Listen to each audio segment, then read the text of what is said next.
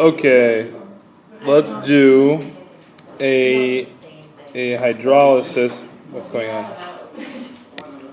A hydrolysis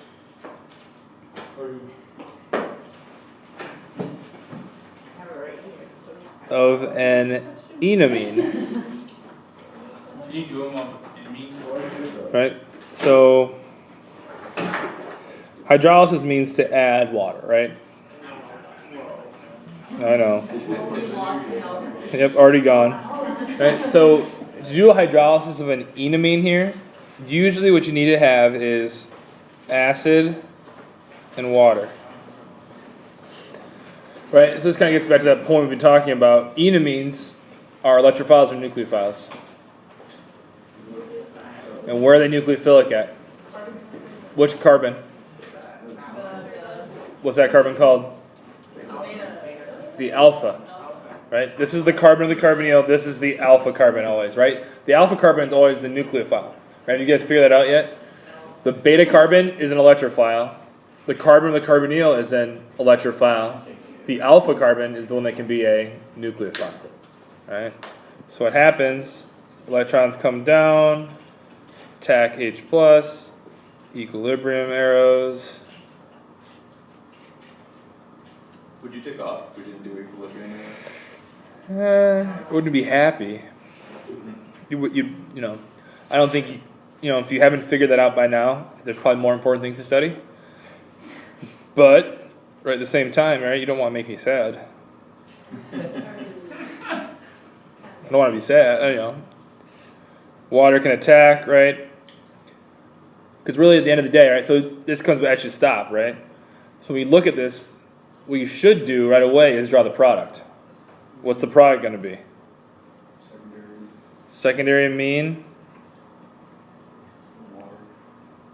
of water. We're going to have a water? No. I don't think we have a water. We're adding water, not losing water. And what else are we going to have? Well, with H+, yeah, we'll regenerate the catalyst, that's for sure. We'll regenerate the catalyst. What else are we missing? Ketone. Right, we need to have a ketone here too. Right, so if you look here, this part's the amine, right? The nitrogen's bonded to the carbon of the carbonyl group, which is right here. So this piece is the ketone, in this case acetone part. Right? So if you know exactly what you're trying to get to, right? If you can look at these things and say, boom, this, then when you're drawing your mechanism, right, it's much easier to say, I know what I need to do, right? So at this point, you know you need to add oxygen, or I guess, and the only place you can get oxygen from is water, so you know you need to attack this carbon with water at some point, right? So that's what we're doing here. This next step, right, the enamine acted like a nucleophile, got the H, put it on the alpha carbon, that made the nitrogen the plus charge, makes this carbon electrophilic. Now water attacks, and we get a tetrahedral intermediate.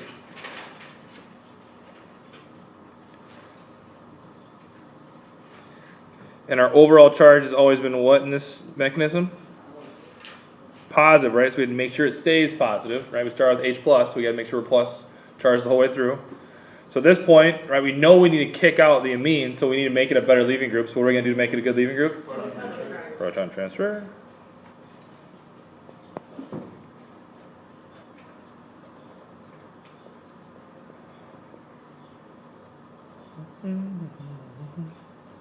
Now it's a good leaving group. Now the electrons here can come down, kick out, and we're almost done. But we still have, this would still have the H+ on it, but that can of course just be kicked off, and that gets us our H+.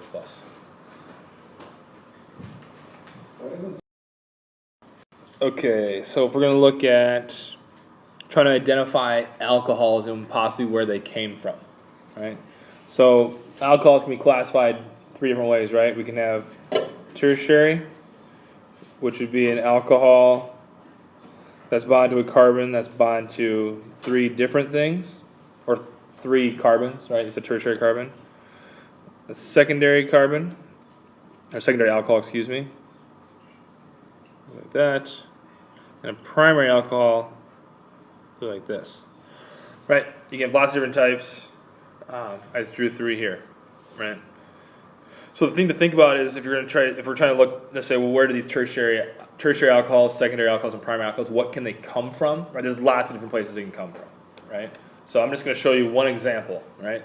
The one that easiest to identify, these tertiary alcohols, and something in particular about this tertiary alcohol. What do you guys notice about this tertiary alcohol here? What's special about it? It's got an asymmetric center, but at where the oxygen's bonded, right? That's key. I mean, not just having an asymmetric center, but having an asymmetric center where the oxygen's bonded. That tells you something about how it was made, right? How it had to come from something that already had two different things on it, right? So that should give you a tip that says this came from a ketone, right? Because it has a asymmetric center,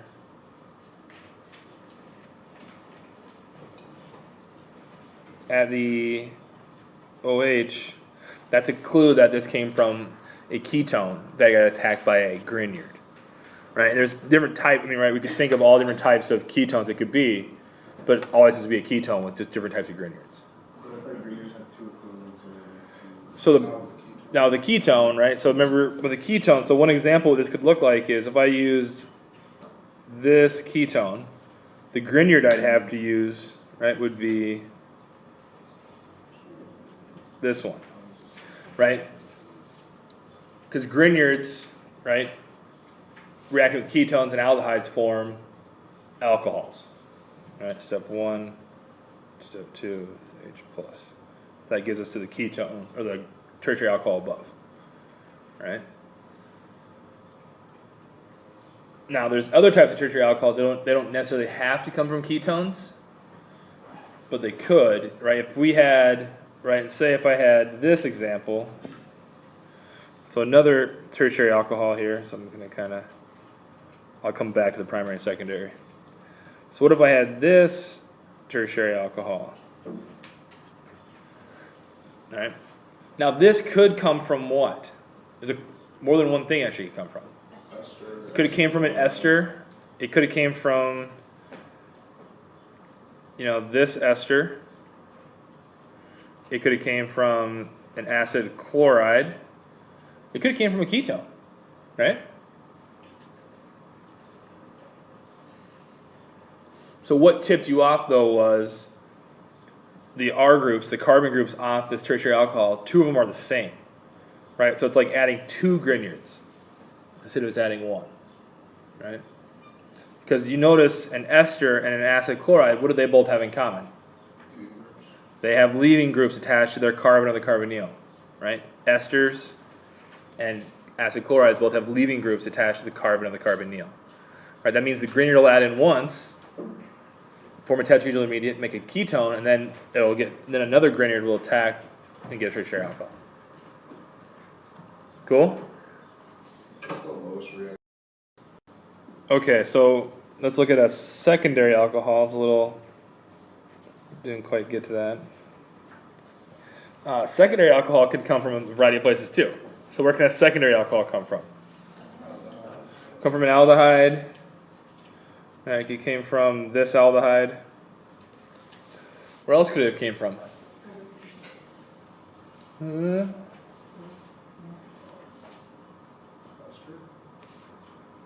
Yeah. No, Ketone. Right? If you add H minus to a ketone, what are you going to get? Or if I react with sodium borohydride with a ketone, I'm going to get a secondary alcohol. Right? So don't forget, right? These are when you talk about these alcohols, we're talking about H minus and Grignards essentially, right? So in this case, if we added in MgBr with a methyl, right, that would react with the aldehyde. If we added NaBH4, or we could have added lithium aluminum hydride, right, that would give us the alcohol from a ketone, right, as well. So what if we have a primary alcohol? Where could that have come from? How many ways? What? It could have came from an aldehyde, right? And I heard the other one came from an aldehyde, carboxylic acid, right? The aldehyde we'd have to react with what? NABH4 or lithium aluminum hydride. What are we going to react the carboxylic acid with to get into a primary alcohol?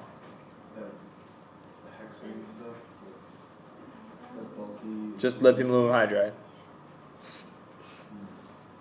Right? Sodium borohydride is not reactive enough, right? So just lithium aluminum hydride. Remember, we'll turn a carboxylic acid into a primary alcohol, which of course then you can oxidize to a aldehyde using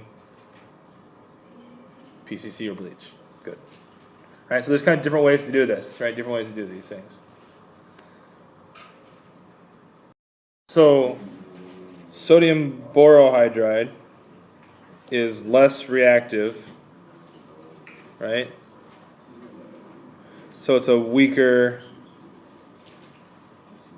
nuke, right? And I know why that is, because the BH bond versus, say, lithium aluminum hydride is more reactive. It's a stronger nuke.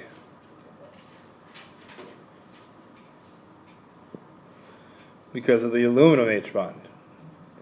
So which bond is stronger, BH or aluminum H? BH is stronger bond, right? BH is a stronger bond, right? This bond, right, because of the size, right, aluminum is bigger than boron, right? Less orbital overlap, weaker bond, more reactive, more willing to break that bond. Right? So that's why lithium aluminum hydride is more reactive than sodium borohydride.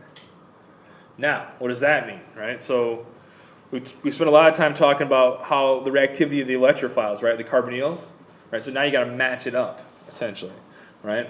If you're not a very good electrophile, you need to have a really strong nucleophile. If you're a good electrophile, you don't need that strong of a nucleophile. And the breaking point essentially is the ketones. So anything from ketones to aldehydes and acid chlorides and hydrides will react with sodium borohydride. All right. Now, the thing that don't get confused about is, right, will lithium aluminum hydride still react with aldehyde? Yeah. Really react. Like really react. Right? So then it's like having a really good nucleophile and a really good electrophile and it's going to react. But the trick here is sodium borohydride won't react with anything that's not as good of an electrophile as a ketone. So now what's left for lithium aluminum hydride is, right, esters it will react with, amides, it will react with carboxylic acids, and it will react with everything else. Right? Lithium aluminum hydride is going to react with everything. It's a really strong nucleophile. Right? Sodium borohydride is not a very good nucleophile, so it needs to have a very good electrophile to match up with. Yeah, anhydride would be up here. Okay. Yep. Because it's just to the left, a little more reactive than An aldehyde. Yep. Right, so looking at this, we know we've added 2 carbons. Right, we've added 2 carbons. This ketone has gone away. This 1, 2, 3, 4, 5, 1, 2, 3, 4, 5. Right, there's an alkene there. At the end of this alkene, there appears to be an OH, so something must have happened down here, right? And this ketone looks like it's no longer around. Well, how do we know there's only one way to turn a ketone or an aldehyde into 2 CH bonds? And what's the way to do that? There's only one way to do it. Lithium aluminum hydride turns into an alcohol. Grignard will turn into an alcohol too. How do you reduce a ketone or an aldehyde all the way to CH2? Which kind of ring thing? It's the sulfur one. So let me number these carbons for you guys. Good Lord. Alright. So if I go back one step, right, what do we know about protecting groups? They go on first usually and they come off. There it is. That's really not true, but whatever. It's true today. For you guys, for this point in your lives, it's true. All right? So we're there. So we must have been protecting that for a reason, though, too. Right? So what pieces do we add on as well? So there's a 2-carbon piece. Which 2 carbons got added on? Wait, could you not read carbon? Well, yes, I can. Allow me. It's a great idea. The last two. Oh, the last 2. What numbers? 6 and 7. So how do you add a 2-carbon piece? Anybody have a good idea of a 2-carbon piece they could add? So nitrile is 1 carbon. What's a 2-carbon piece? If I took this and said, well, if we're going to break that bond between 6 and 5, right? So 5 would have had to have been what? Kind of carbon of 5 would have been what? What kind of? So if you look at carbon 5, right? Every bond you make, one part had to be the nucleophile, and the other part had to be the electrophile. All right? When you see an alcohol, right? This alcohol probably came from what? An aldehyde. And a carbon of an aldehyde, is that an electrophile or a nucleophile? It's an electrophile, so that means carbon 6 is going to have to be a? So, okay, good so far. So 5 would have been an aldehyde. And 6, how do we have a 2-carbon, what's a 2-carbon piece that's a nucleophile? That's the tough part so far. Could be a Grignard, but how do you get that OH on your Grignard? That's going to be a problem.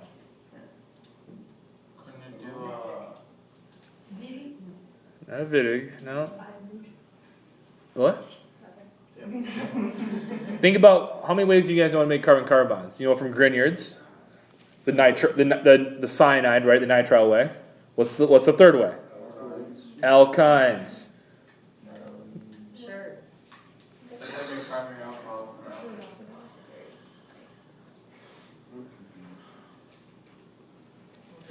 I can't see with Right? And I'll work, and you guys should be able to figure out a way to turn an alkyne into a primary alcohol. You should be able to do that. Reducing, and then the old BH3. Reduce it to the alkene, Lindlar's catalyst, BH3. Let's keep moving back, because guess what? We're not done. We're not done. Where do aldehydes come from? Where can aldehydes come from? What kind of alcohols? Nice.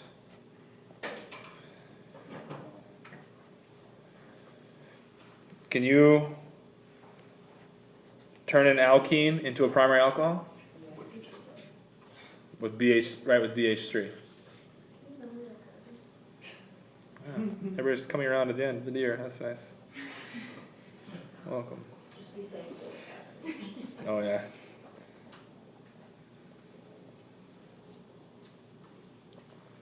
We give points for number. Nope.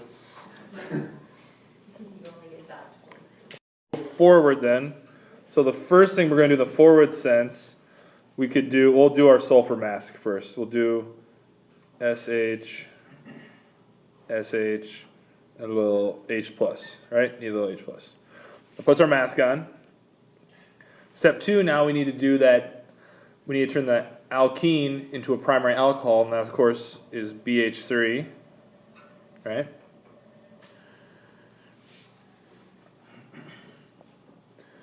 Primary alcohol, we need to turn to an aldehyde. Of course, we use PCC.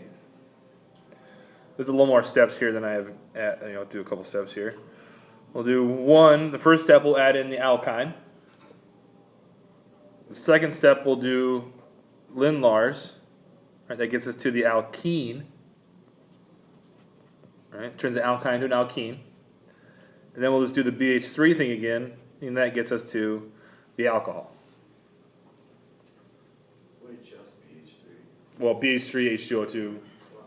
Yeah, all that stuff. All that good stuff. Yeah, that's right. Just trying to, yep. OH minus. If we had just put a PhD. You'd be fine. It's called the brown hydroboration. It's a good one. All right?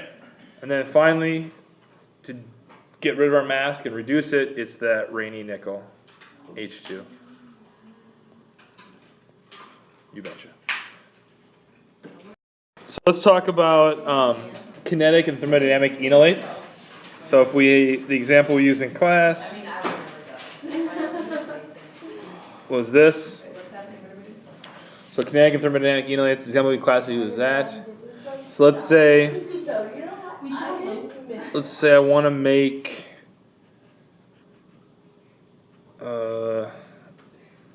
that enolate, all right? So what kind of enolate is that in this case? That's a thermodynamic, right? And why is it the most stable? Right, most stable because it's more substituted because of hyperconjugation, right? Just like an alkene. Right? What kind of base would I need to use to get a more substituted alkene? Would I want a big base or a small base? Small base, right? Because there's more sterics around that one. So I want a small base. What about the temperature? Warmer, room temp, not cold, right? Room temp. Right? Because this product is more stable, so maybe the height of the hill is higher, right? It's harder to get to that H, but once we get there, we make a really stable product. Right? The other enolate would be everything just the opposite. Right? So you can control which enolate you form based on these factors, right? Temperature and base, right? The type of base, the bulk of the base. You can control this really easily, really well, actually. Okay, so here's an alkene. This is going to come from a Wittig reagent. Tell me the two reagents. Draw me the two reagents that are possible. What one should they be? So you just need to do is you look at the alkene and you split it down the middle. And either side could be from the carbonyl side, or either side could be from the phosphorus Wittig reagent side. And you have to make that choice. So how do you decide which side is which? Which one should be smaller? The phosphorus side should be smaller. Go. We did something like this, yeah. I remember doing this in our notes, something very, very simple. Right, so what is it going to be?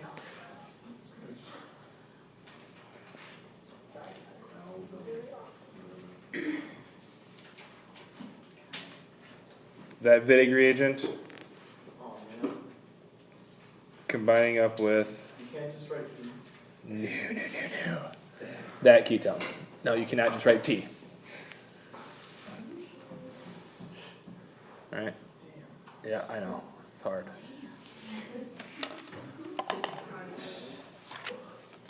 The charges are there. This would be wrong. Yep, charges are there. Instead of a double bond. It could be a double bond too. This is a resonance structure.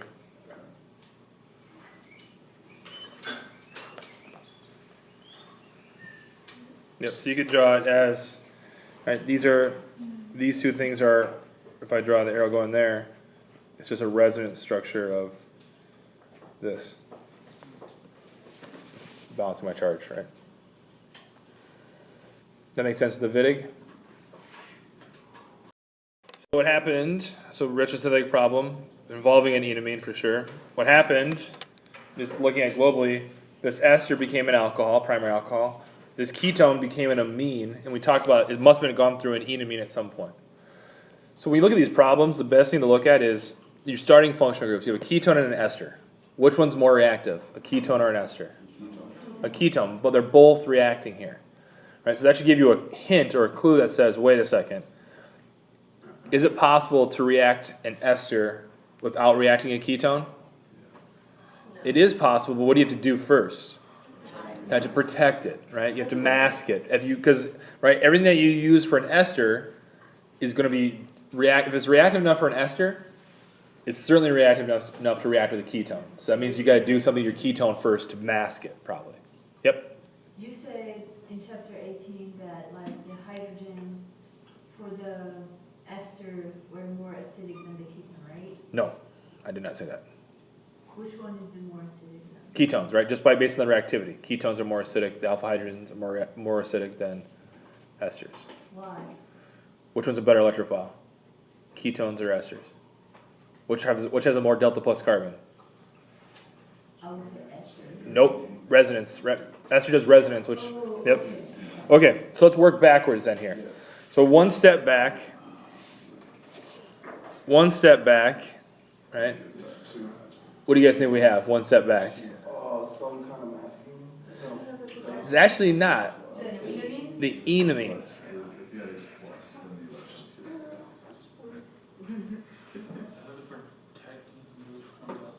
So there's the enamine. It could be on the other side too. It doesn't really matter. The enamine came from what? What? A ketone and a Amine. what kind of Secondary amine? amine. Secondary amine. That's right.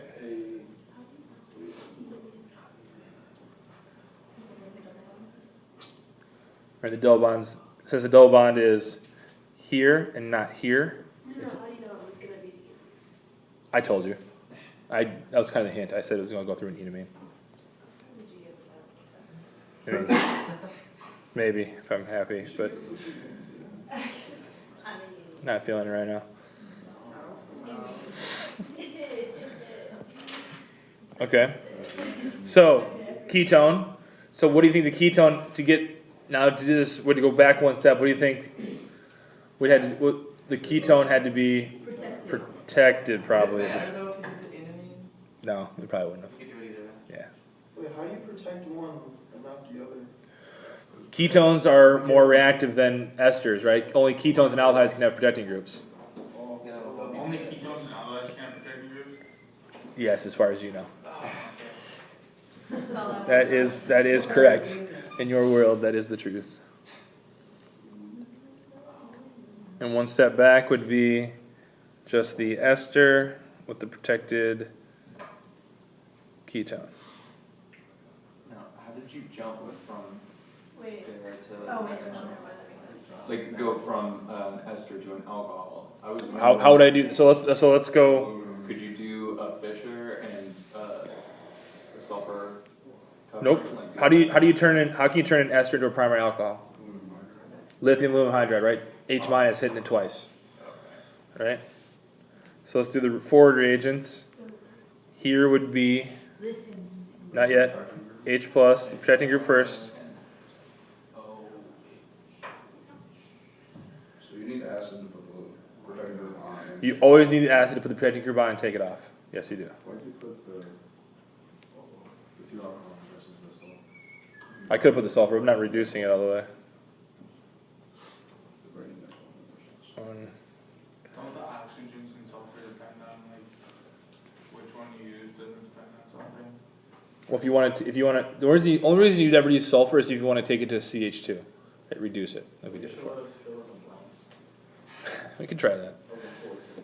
Just out of curiosity, could you do it without doing the lithium aluminum hydride? Could you do it with the sulfur mask? Yeah, you could do this with a sulfur mask, that's fine. Okay. Now what do we need to do? Now we need to unmask. So to unmask, we do Acid. H plus, and you have to have water, right? Because the oxygen comes from the ketone. Now if we're going to do the enamine formation, we need this amine, but we also need H plus, right? Need H plus. Anytime you have a ketone and aldehyde to do a reaction, you usually need H plus, right? If you're going to make an amine, if you're going to put the protected group on, you need acid to make it go. Yes, trace acid, right? And then finally, how do we reduce an enamine? Iron. The rainy nickel. Yeah. Wait, raining nickels in there too? Yes, it is. You need H plus? Wait, can you? I think palladium on carbon would work too, Palladium on carbon, that's what I was thinking. but whatever. Yeah. You added, H2 palladium on carbon would probably work too, but You added acid to that,